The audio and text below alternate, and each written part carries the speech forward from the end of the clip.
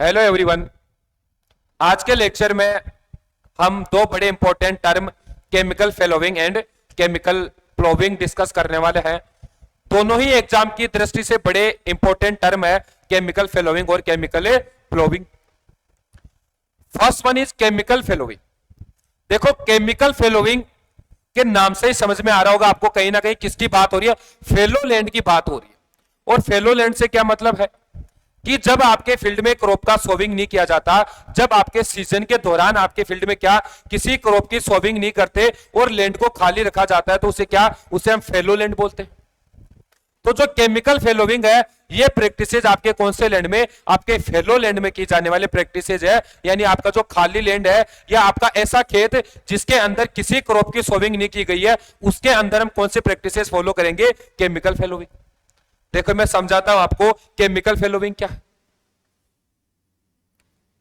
ये मेरा फील्ड है, इसके अंदर मैंने क्या किसी भी क्रॉप की सोविंग नहीं की है।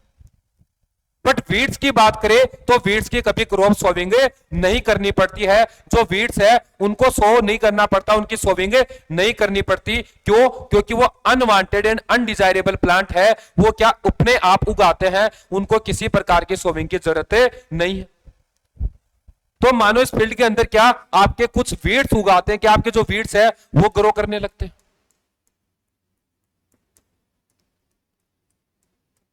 अब ये फील्ड क्या है, ये वीड इन्फेस्टेड फील्ड है, यानी इसके अंदर जो वीड प्लांट है वो ग्रो कर रहे हैं, यानी आपका वीडी फील्ड है। अब वीडी फील्ड है, आपने फेलो लैंड छोड़ा, बट अब इसके अंदर क्या वीड्स आ गए। वीड्स आ गए तो क्या करेंगे, ये मॉइस्चर एब्जॉर्ब भी करेंगे, उसके साथ ही साथ न्यूट्रिएंट अपटेक भी करेंगे। अब हमारे फील्ड से क्या मॉइस्चर एब्जॉर्ब करेंगे और न्यूट्रिएंट अपटेक करेंगे। तो हम क्या जो न्यूट्रिएंट और मॉइस्चर एब्जॉर्प्शन है, इसको कंजर्व करने के लिए हम क्या करते हैं, केमिकल फेलोविंग करते हैं। अब जो आपका फेलोलैंड है जिसके अंदर वीड ग्रो करने लगे, इनके ऊपर हम क्या कर देंगे, जो आपके नॉन रेजिडुअल या नॉन सिलेक्टिव हर्बिसाइड है उनका स्प्रे कर देंगे। अब हम क्या करेंगे, इनके ऊपर जो नॉन रेजिडुअल या नॉन सिलेक्टिव हर्बिसाइड है उनका एप्लीकेशन करेंगे, और उनका एप्लीकेशन करके किसको डिस्ट्रॉय कर देंगे, जो इसमें वीड्स है, जो फेलो लैंड में जो वीड्स ग्रो कर रहे हैं उनको क्या कर देंगे, उनको वो पूरी तरह से डेसिकेट कर देंगे, या उनको क्या कर देंगे, किल कर देंगे। इससे क्या होगा, जो मॉइस्चर एब्जॉर्ब कर रहे थे, न्यूट्रिएंट अपटेक कर रहे थे, उनका कंजर्वेशन होगा। और जो अगली क्रॉप है, जैसे विंटर सीजन की क्रॉप है, ये मोस्टली जो ये प्रैक्टिस है हम कब रेनी सीजन या आपके समर सीजन के दौरान करते हैं। अब हम क्या कर सकते हैं, डायरेक्टली जो विंटर सीजन क्रॉप है, जो विंटर ग्रेन्स है, उनकी सोविंग कर सकते हैं। तो इसमें किसका यूज करेंगे, हमें नॉन सिलेक्टिव या नॉन रेजिडुअल हर्बिसाइड।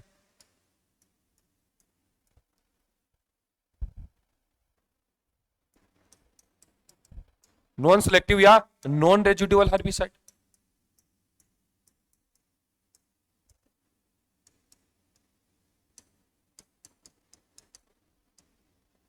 कि जब आपके रेनी सीजन या समर सीजन की बात करूं, तो इसके दौरान जो आपका फेलो लैंड है उनमें वीड्स को कंट्रोल करने के लिए, वीड्स को डेसिकेट करने के लिए नॉन सिलेक्टिव और नॉन रेजिडुअल हर्बिसाइड का यूज करते हैं। पर्पज क्या होता है, मॉइस्चर कंजर्वेशन या न्यूट्रिएंट कंजर्वेशन। किसके लिए, विंटर क्रॉप्स के लिए। तो उसे क्या हमें केमिकल फेलोविंग कहते हैं। देखो, chemical fallowing is based solely on use of a herbicide. क्या कहा मैंने, chemical fallowing based solely on the use of a herbicide. कि आपके इसके कितने, मैं 3 रिक्वायरमेंट्स की बात करता हूं आपको केमिकल फेलोविंग के लिए कितनी। अब मैं प्रिंसिपली साइंटिफिकली बात कर रहा हूं कितनी आपको 3 रिक्वायरमेंट्स होती है। फर्स्ट की बात करते हैं, फर्स्ट वन इज कौन सी होगी। देखो, आप सबसे पहले क्या करोगे, जो आपके फेलो लैंड के अंदर जो वीड्स ग्रो कर रहे हैं इनको क्या डेसिकेट करने के लिए, कंट्रोल करने के लिए किसका, नॉकडाउन हर्बिसाइड का यूज करोगे। तो क्या सबसे पहले आपका जो फेलो लैंड है इसको क्लियर करने के लिए क्या करेंगे, land cleared by knockdown, land cleared, land cleared by knockdown herbicide.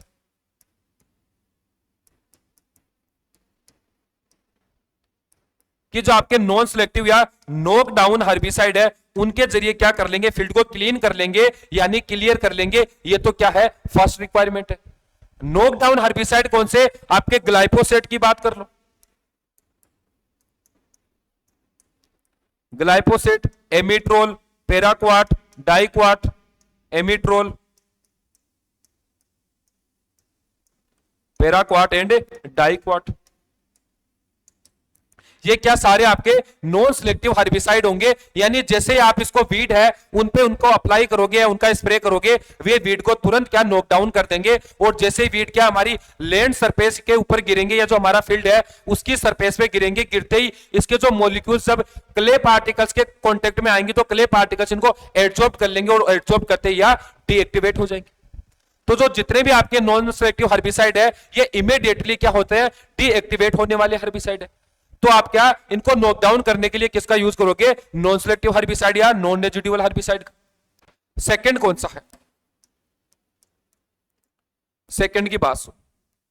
अब एक बार तो आपने नॉक डाउन कर दिया, जो आपका क्या है, जो वीड्स ग्रो है, इसने जो वीड्स ग्रोविंग है इसको एक बार तो आपने नॉक डाउन कर दिया। बट एक बार नॉक डाउन करने के बाद क्या है, नॉन रेजिडुअल हर्बिसाइड है, ये तो एक दिन या 2 दिन के लिए काम करने वाले herbicide.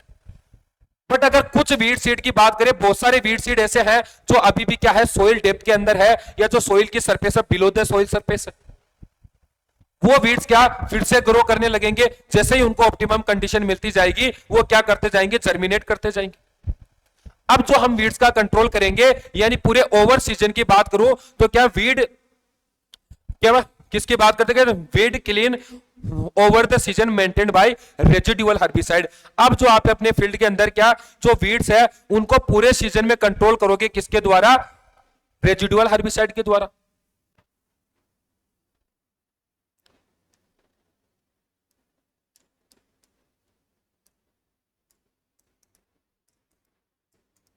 Weed maintained over the season, over the season by residual herbicide. क्योंकि रेजिडुअल जो हर्बिसाइड है वो आपके कौन से होंगे, जो लंबे टाइम तक क्या करते हैं, फाइटोटॉक्सिसिटी शो करते हैं। कि आपने अगर रेजिडुअल हर्बिसाइड का एक बार एप्लीकेशन कर लिया तो वो आने वाले क्या 2 वीक के लिए, 4 वीक के लिए, 1 महीने के लिए क्या करेंगे, आपका जो फील्ड है उसको क्या रखेंगे, जो वीड फ्री रखेंगे, यानी जो आपका फील्ड है उसमें वीड कंट्रोल करके रखेंगे। क्योंकि हमने फेलो लैंड छोटा है तो मतलब पूरे सीजन तक हमें जो वीड पॉपुलेशन है उसको मेंटेन करना है, उसको कंट्रोल करके रखना है। नॉकडाउन हर्बिसाइड से भी कंट्रोल कर सकते हो, बट क्या ये आपके लिए एक्सपेंसिव हो जाएगा, क्योंकि आपको इसको बार बार यूज करना पड़ेगा। क्यों, क्योंकि ये आपके लिए 1-2 दिन के लिए इफेक्टिव रहता है और रेजिडुअल हर्बिसाइड आपके के लिए क्या 4 वीक, महीने के लिए या 2 महीने के लिए इफेक्टिव रहता है। तो सेकंड स्टेप क्या है कि फिर फील्ड को ओवर सीजन यानी पूरे सीजन आप किसके साथ मेंटेन रखोगे, जो रेजिडुअल हर्बिसाइड के साथ। थर्ड स्टेप क्या है या थर्ड रिक्वायरमेंट की बात करता हूं, तो थर्ड आपकी रिक्वायरमेंट होगी ये क्या है। अब जब आप विंटर सीजन की बात करूं तो आप विंटर सीजन की जो क्रॉप है उसकी सोविंग करोगे तो उसके पहले और उसके बाद में भी उसमें वीड कंट्रोल करना पड़ेगा। अब उसमें आप अगर रेजिडुअल वीड जो रेजिडुअल हर्बिसाइड है उनका यूज करते हो तो वो आपके लिए जो क्रॉप है उसके लिए क्या हो सकते हैं, उसको डैमेज कर सकते हैं। तो अब आप जो यूज करोगे थर्ड रिक्वायरमेंट के अंदर कौन सा, अब आप किसकी यूज करोगे, सिलेक्टिव हर्बिसाइड की। किसका यूज करोगे, सिलेक्टिव हर्बिसाइड का यूज करोगे। ये आपकी क्या है, 3 रिक्वायरमेंट है किसके अंदर, केमिकल फेलोविंग के अंदर। बट आप तो इतना सा तो मोस्टली याद रखना, जो केमिकल फेलोविंग है उसके अंदर हम क्या करते हैं कि मॉइस्चर और न्यूट्रिएंट कंजर्वेशन के लिए फेलो लैंड में नॉन सिलेक्टिव या नॉन रेजिडुअल हर्बिसाइड का यूज करके वीड स्पीसीज को या वीड पॉपुलेशन को डिस्ट्रॉय या किल कर देते हैं। ये क्या है, ये आपका केमिकल फेलोविंग है। अब सेकेंड की बात करते हैं, किसकी, केमिकल प्लोविंग की बात करते हैं कि, कि जो केमिकल प्लोविंग है इसका क्या मतलब है। केमिकल प्लोविंग मतलब क्या कि जो भी आपका फील्ड, देखो केमिकल प्लोविंग की बात हो रही है तो ये क्या करेगा, जो केमिकल प्लोविंग है ये रिप्लेस करेगा आपके किसके, cultivation. Chemical ploughing is the process of replacing the cultivation, कि कल्टीवेशन को रिप्लेस करने वाली प्रोसेस है कौन सी, आपकी केमिकल फ्लोविंग। ये आपका फील्ड है। आप अपनी क्रॉप की सोविंग करने से 15-20 दिन पहले क्या, before 15 to 20 days of sowing of crop, कि आपकी जो क्रॉप है उसकी सोविंग करने के 15 से 20 दिन पहले जब तक आपने क्रॉप की सोविंग नहीं की, तो वीट की बात करूं तो वीट तो क्या समर सीजन में भी ग्रो करने वाले होंगे, विंटर में भी ग्रो करने वाले होंगे, स्प्रिंग सीजन में भी ग्रो करने वाले होंगे। अब आपने क्रॉप की सोविंग नहीं की, पर वीड्स को तो सोविंग की जरूरत नहीं पड़ती, क्यों? अनवांटेड अनडिजायरेबल प्लांट है, बिना सोविंग के विदाउट सोविंग के भी क्या उगाते हैं, उनको तो बस ऑप्टिमम कंडीशन मिलनी चाहिए। अब आपके जो फील्ड है क्रॉप के सोविंग से पहले भी इसके अंदर ये वीड इन्फेस्टेड फील्ड होगा, या इसके अंदर वीड पॉपुलेशन होगी, या क्या होगी, वीड पॉपुलेशन, या किसकी बात करो जो वीड ग्रोविंग होगी। अब जो क्रॉप की सोविंग के क्या 15 से 20 दिन पहले हम क्या जो नॉन सिलेक्टिव या नॉन रेजिडुअल हर्बिसाइड का एप्लीकेशन करेंगे, किसके ऊपर? वीड स्पीसीज के ऊपर या वीड ग्रोविंग के ऊपर।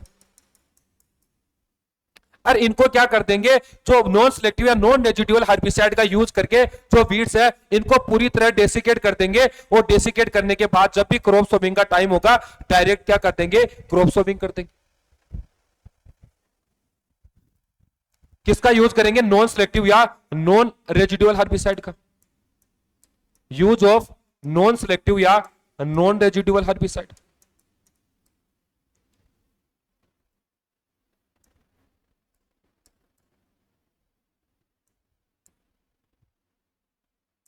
Non residual herbicide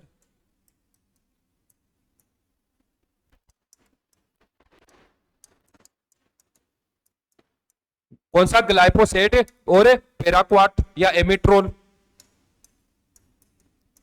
glyphosate and पेराक्वाट। अब क्या आपने अपनी क्रॉप की सोविंग से 15 से 20 दिन पहले जो वीड पॉपुलेशन है या जो वीड इन्फेस्टेशन है उस पे नॉन सिलेक्टिव और कौन से नॉन सिलेक्टिव या नॉन रेजिडुअल हर्बिसाइड का यूज करके वीड्स को पूरी तरह क्या कर दिया, डेसिकेट कर दिया या किल कर दिया। और अब जब भी क्रॉप सोविंग का टाइम होगा हम सीधे क्या कर देंगे, क्रॉप सोविंग कर देंगे।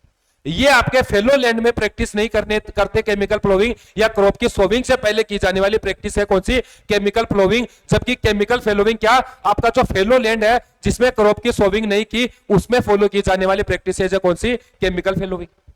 इसका जो मेन टारगेट क्या है, मॉइस्चर कंजर्वेशन या न्यूट्रिएंट कंजर्वेशन। इसका मेन टारगेट क्या है, आपके जो वीड पॉपुलेशन को कंट्रोल करना, इससे आपका क्रॉप का सोविंग क्या हो, इजी हो। ये तो आपकी जनरल बात। इसके अंदर में एक आपको बात समझाता हूं। एक वेस्टर्न ऑस्ट्रेलिया की बात करें, किसकी? वेस्टर्न ऑस्ट्रेलिया की बात करूं, पश्चिमी ऑस्ट्रेलिया की बात करें, तो वहां सीरियल्स के अंदर एक मोस्ट प्रॉब्लमेटिक या मोस्ट टर्बलसम वीड है कौन सा, विमेरा राईग्रास। किसकी बात करते हैं? विमेरा राईग्रास की बात करते हैं। विमेरा राईग्रास क्या है? Most troublesome weed, most troublesome weed in cereals in Western Australia.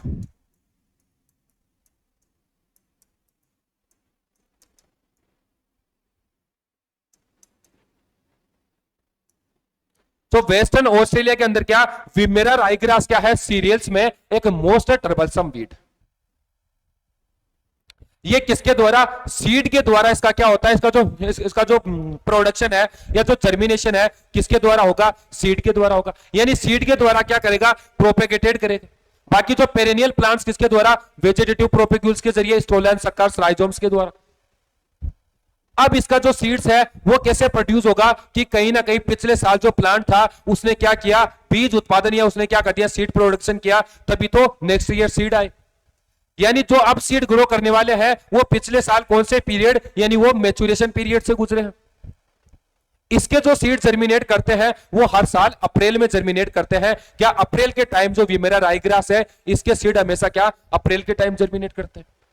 अब जब पिछली साल इसके प्लांट ने क्या सीड प्रोडक्शन किया तो जो कुछ सीड है जो लैंड सरफेस के ऊपर रह गए, अब जैसे ही अगली साल अप्रैल के अंदर उनको क्या मिलेगा, ऑप्टिमम कंडीशन मिलेगी, वो जर्मिनेट करने लगेंगे।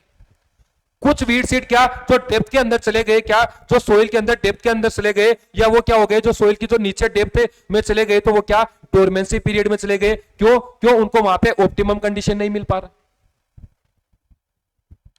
तो अब ये वीड तो क्या करेंगे, मानो इनको तो हमने किसके द्वारा, जो केमिकल प्लोविंग है उसके द्वारा कंट्रोल कर लिया। बट अब जो वीड डेप्थ में है। अब मानो हम कोई कल्टीवेशन प्रैक्टिसेस करते हैं, जैसे भी हमारा जो भी हम जो कन्वेंशनल टिलेज ऑपरेशन करते हैं या जो कन्वेंशनल जो टिलेज मशीन यूज लेते हैं, जो भी आपकी कल्टीवेशन मशीनरी है वो यूज करते हैं, उसकी वजह से क्या जो वीड सीड है वो अपर सरफेस के ऊपर आ जाते हैं। बार बार आप लैंड में क्या मैनिपुलेट करते हो सॉइल को, तो जो वीड सीड है वो जो लैंड की अपर सरफेस के ऊपर आ जाएंगे और जैसे ही ऑप्टिमम कंडीशन होगी बीज क्रॉप सीजन के अंदर ग्रो करने लगेंगे। इसलिए आपका केमिकल प्लोविंग क्या कहता है कि आप किसका नॉन डिस्टर्बिंग मशीन का यूज करना चाहिए। आपको किसका जो नॉन डिस्टर्बिंग टिलेज मशीन या कल्टीवेशन मशीन है उसका यूज करना चाहिए, क्योंकि जो आपकी जो नॉन डिस्टर्बिंग मशीन है वो आपके वेटलैंड या अनप्लोड लैंड के अंदर आसानी से चल सकती है और आसानी से जो आपकी क्रॉप की डायरेक्ट सोविंग कर सकती है। यानी आपको जिस रो के अंदर क्रॉप की सोविंग करनी है उसी के अंदर ओनली क्रॉप की सोविंग करनी चाहिए। जो आपकी कन्वेंशनल मशीन है वो आपका अगर कोई कल्टीवेटेड लैंड है तो उसके ऊपर भी इतना रेडली नहीं चलती जितना रेडली आपकी नॉन डिस्टर्बिंग मशीन चलती है। इससे क्या होगा कि जो सा वीमेरा राई ग्रास है उसके सीड जो सोइल के अंदर क्या नीचे डेप्थ में है, जो डोरमेंसी पीरियड में है वो डोरमेंसी पीरियड में ही रहेंगे। क्यों? क्योंकि वो पूरी सोइल को हम क्या नहीं कर रहे, मैनिपुलेट नहीं कर रहे, इससे वो लैंड सरफेस में नहीं आएंगे। वो लैंड सरफेस में नहीं आएंगे तो जो आगे जाके जो वो सक्सेसिव जर्मिनेशन होने वाला है, आगे जो वीड ग्रोथ करने वाले हैं वो वीड ग्रोथ नहीं करेंगे। इससे इसका जो सक्सेसिव जर्मिनेशन है वो स्टॉप होगा और वीड इन्फेस्टेशन भी कम होगा। अब इसके कुछ एडवांटेज और डिसएडवांटेज की बात करते हैं। एडवांटेज तो क्या बोला मैंने कि अच्छे खासे वीड पॉपुलेशन कम कर देगा। दूसरा, हमें जो टिलेज ऑपरेशन है वो ज्यादा नहीं करने पड़ेंगे। दूसरा क्या, क्रॉप की जो सोविंग है अर्ली सोविंग या अर्ली प्लांटिंग कर सकते हो या टाइमली प्लांटिंग कर सकते हो। क्यों? क्योंकि अगर आपने केमिकल प्लोविंग कर दी, वीड को कंट्रोल कर लिया, अब आप जब भी कल्टीवेशन प्रैक्टिसेस करोगे तो आपको टाइम कम लगेगा। क्यों? क्योंकि आप अपनी क्रॉप की डायरेक्ट सोविंग भी कर सकते हो। अगर फील्ड में वीड पॉपुलेशन होगी तो आपको मशीनरी में भी टाइम लगेगा, कल्टीवेशन प्रैक्टिसेस में टाइम लगेगा और आपका फ्यूल कंजप्शन भी ज्यादा होगा। ये तो उसके एडवांटेज। डिसएडवांटेज क्या हो सकते हैं? क्यों? क्योंकि मैंने क्या नॉन डिस्टर्बिंग मशीन यूज करेंगे। अब नॉन डिस्टर्बिंग मशीन यूज करेंगे तो ये आपके क्या जो वाटर मूवमेंट है सोइल के अंदर उसको क्या कर सकता है, कम कर सकता है। क्यों? क्योंकि आपके सोइल के अंदर आप क्या आ गया, कॉम्पैक्शन आ गया, आपकी सोइल में हार्डपन आ गया, आपकी सोइल हार्ड बन गई। तो कॉम्पैक्शन की वजह से क्या हो गया, अब आपका जो वाटर मूवमेंट होगा वो भी कम होगा। अब सोइल के अंदर कॉम्पैक्शन हो गया, हार्ड सोइल बन गई, तो अब आपका जो रूट डेवलपमेंट है वो भी कम होगा। तो आपकी जो क्रॉप्स है उसकी जो डिफरेंट एनवायरमेंटल ग्रोथ है उसको भी चेंज कर सकते हैं कौन, आपका केमिकल प्लोविंग या नॉन डिस्टर्बिंग मशीन। तो एडवांटेज और डिसएडवांटेज दोनों है, क्योंकि एक सिक्के के दो पहलू होते हैं। तो यहां भी क्या है, हमने एडवांटेज भी देखे और डिसएडवांटेज भी देखे। उम्मीद करता हूं आप सभी को केमिकल फेलोविंग और केमिकल प्लोविंग अच्छे से समझ आया होगा। तो आप चैनल को सब्सक्राइब कर लीजिएगा, क्योंकि जितने भी आगे कॉन्सेप्चुअल जो भी आपके एग्रोनॉमी के जितने भी कॉन्सेप्चुअल लेक्चर है वो आपके सामने हम लेके आएंगे। तो जितने सारे बच्चे हैं आप इसको सब्सक्राइब कर लीजिए, ताकि जितने भी लेक्चर है आप जैसे ही लेक्चर अपलोड हो आप लोग इसे देख ले और जितने इसके पीछे कॉन्सेप्ट है वो आप इसको आसानी से समझ सको। बाकी जो कुछ आपको नहीं समझ में आया वो मुझे कमेंट में टाइप करके दे देना, आपके आंसर आपको मिल जाएंगे। बाकी आप सभी को थैंक यू।